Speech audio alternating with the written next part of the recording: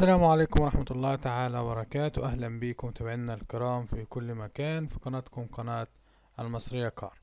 النهاردة ملاحظين حاجة في أسعار العربيات الدبابة 24 الزيرو عند التجار، إن فيه بعض التجار بتقول لك تعالى خد العربية بأصل الوكيل.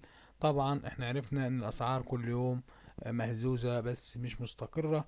دلوقتي التاجر بيقول لك تعالى خد العربية بسعر النهاردة بسعر الوكيل وكمان بالتقسيط بدون فوائد كمان فوق ده كله. يعني لسه عندهم امل ان السوق ممكن يتعادل، بس طبعا احنا شايفين الضغط على التجار ازاي اليومين اللي فاتوا دول. طبعا هم برضو الفترة اللي فاتت كسبوا في العربيات، فالنهارده بعض التجار بتقول لك تعالى خد العربية بأصل فلوسها من زي الوكيل بالظبط، وبرضه لو عاوز تدفع فلوسها على شهر اتنين تلاتة بدون فوايد برضو متاح عندهم. فالنهاردة عملنا بحث كده على أسعار العربيات الدبابة ال24، قلنا تشوف سعرها عند التجار عاملة ايه وراحت لحد فين. فالنهاردة فوجئنا ان الأسعار زي الوكيل بالظبط، مفيش فرق يمكن 1000 اتنين. ده السعر عن الوكيل. يعني النهاردة بيقول لي سعر الفئة الأولى اللي هي أول الفاضية الفلور سعرها عند الوكيل اصلا 1,007,000، وبقول لي النهارده لو بالمليون ب7,000 هنفذ 1,008,000. يعني زي ما تمشي، يعني لو 7 ماشي 8 ماشي، لو في 1000 جنيه ماشي برضه. السوق مش منتظم ومرتبك. فأول فئة النهاردة كلمني فيها زي الوكيل بالظبط. تاني فئة قال لي سعرها 1,012,000.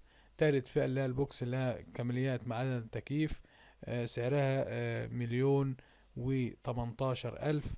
المكيفة كاملة كل حاجة ما عدا الكماليات، مكيفة آسف مكيفة بس من غير الكماليات سعرها 1,095,000. المكيفة كاملة كل حاجة طبعا اكسسوار وتكييف وكله سعرها 1,105,000. فطبعا الأسعار ما كانتش كده خالص المرة اللي فاتت. من كام مرة فاتت كده لا الأسعار كانت عالية شوية عن الوكيل، إنما دلوقتي الوكيل بيقول لك تعالى خد. التاجر بيقول لك تعالى خد بسعر الوكيل. يعني أصبحت السعر غير مطمئن بالنسبة للتاجر. فاحنا النهاردة فاضل تكة بسيطة وسعر ناقص، بس سعر الدبابة ينزل عند الوكيل، وكده يبقى فعلا الدبابة رخصت. لان طبعا طول ما الوكيل مغلي سعر الدبابة، طول ما التاجر ماسك في سعر العربية بره.